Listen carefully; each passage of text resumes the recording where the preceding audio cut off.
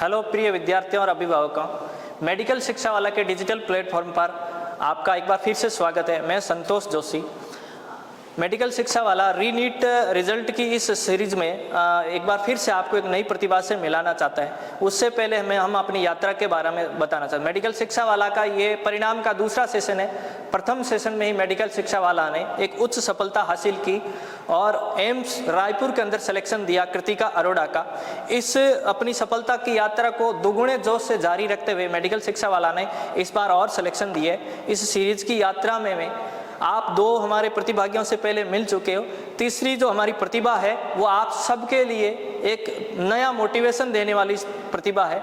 पश्चिमी राजस्थान का जिला बालोतरा, उस जिले के अंदर छोटा सा गांव खारे का पार 2000 की बस्ती, जहां कोई भी सरकारी कर्मचारी मेडिकल के क्षेत्र में नहीं है, ना ही सरकारी विद्यालय के अंदर साइंस सब्जेक्ट है।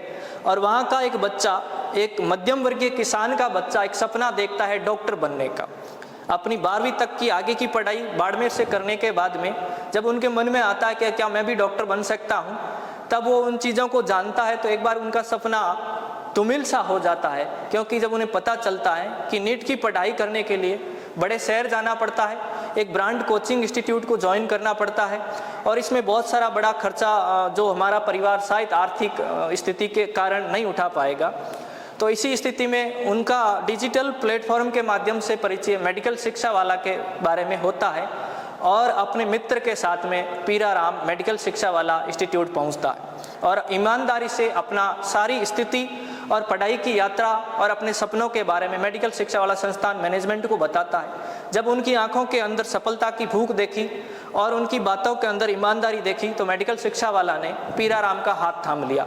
पीराराम को हॉस्टल सहित कोचिंग संपूर्ण सुविधाएं जैसा पीराराम उपलब्ध करवा सकता था, उसी के साथ में पीराराम की यात्रा की शुरुआत होती है और पीराराम जोश जुनून से अपनी यात्रा आगे बढ़ाता है। मेडिकल शिक्षा वाला एक परिवार की तरह पीराराम के साथ में हमेशा खड़ा रहता है और एक दिन ऐसा आता है 3 मई को नीट का एग्ज़ाम का आयोजन होता है, लेकिन कुछ समय बाद ही ये पता चलता है कि नीट 3 मई वाली रद्द हो चुकी है।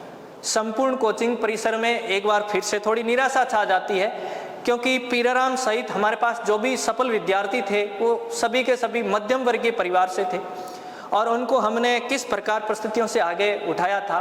लेकिन वापस टीम हाथों हाथ बैठक लेती है कि भाई अपने इस सफलता को सफ़र को कैसे जारी रखें। नई डेट जारी होने से पहले ही सभी विद्यार्थियों को वापस मेडिकल शिक्षा वाला परिवार से जोड़ लिया गया और वापस अपनी उड़ान भर ली।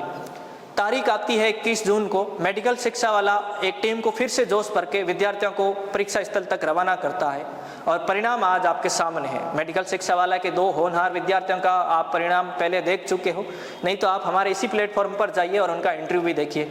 आज मैं जिस से आपका परिचय करने जा रहा हूँ वो है पीराराम जी। मेरा प्रथम क्वेश्चन पीराराम आपसे ये है कि आप अपनी इस सफलता का श्रेय किसको देना चाहते हो? इस सफलता का श्रेय मैं अपने माता पिता और मेडिकल शिक्षा वाला संपूर्ण टीम को देना चाहता हूँ, जिन्होंने विषम परिस्थितियों में मेरा साथ दिया और आज मैं इस मुकाम पर पहुँच पाया। पीराराम, जैसे कि आप मेडिकल शिक्षा वाला कोचिंग इंस्टीट्यूट के नियमित क्लासरूम स्टूडेंट थे और साथ ही साथ आप मेडिकल शिक्षा वाला के ही हॉस्टल के अंदर रहते थे, तो आपका शेड्यूल है वो सुबह से शाम तक का किस प्रकार चलता था? सुबह 7:30 से 1 बजे तक क्लासेस चलती थी। उसके बाद 2 घंटों का लंच लेने के बाद 4 घंटे लाइब्रेरी शाम को पढ़ते थे। उसके साथ ही डाउट काउंटर पर भी फैकल्टी के साथ जो भी क्लास के डाउट थे वो सॉल्व कर लिए जाते थे। पीराराम, आपसे मेरा अगला क्वेश्चन है कि मेडिकल शिक्षा वाला कोचिंग संस्थान ने नियमित रूप से अपने स्टूडेंट्स के लिए मेजर माइनर और ऑल इंडिया टेस्ट सीरीज चलाई थी, तो एक स्टूडेंट की जर्नी के अंदर टेस्ट सीरीज़ का क्या योगदान है और उसमें आपकी सफलता में कैसे आसानी दी? टेस्ट सीरीज से टाइम मैनेजमेंट के साथ साथ ये भी पता चल जाता है कि हम कहाँ पर स्टैंड कर रहे हैं और हमें कहाँ पर मेहनत करने की आवश्यकता है और उसके साथ ही सॉल्यूशन भी मिल जाता था।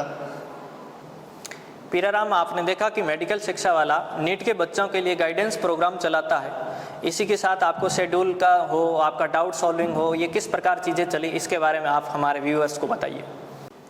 जब भी समय समय पर हमारा मॉरल डाउन हुआ तो फैकल्टी और मैनेजमेंट ने हमें हमारा बहुत सहयोग किया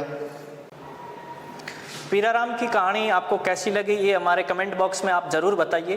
पीराराम के साथ एक बहुत ही अपने गांव का चमत्कारिक चीज़ें जुड़ी है कि ये अपने गांव का प्रथम मेडिकल लाइन का, यानी इनके गांव में इससे पहले कोई नर्सिंग स्टाफ भी नहीं है, गांव का प्रथम जो सरकारी मेडिकल कर्मचारी है वो सीधा MBBS अच्छे कॉलेज से बन के अपने गांव में आएगा। तो पीराराम की सफलता एक मेडिकल शिक्षा वाला की नहीं है, ना ही इनके परिवार की, ये संपूर्ण उस समाज और गाँव की है जिनके बच्चे इस सफलता के लिए सपने देखते हैं। पीराराम की कहानी सुनने के बाद हमें एक कहानी चरितार्थ होती है कि एक परिंदों को न दी जाती है उड़ान तालीम की, परिंदों को न दी जाती है उड़ान तालीम की, उनके हौसले तय करते हैं ऊंचाई आसमान की। धन्यवाद बहुत बहुत आपका।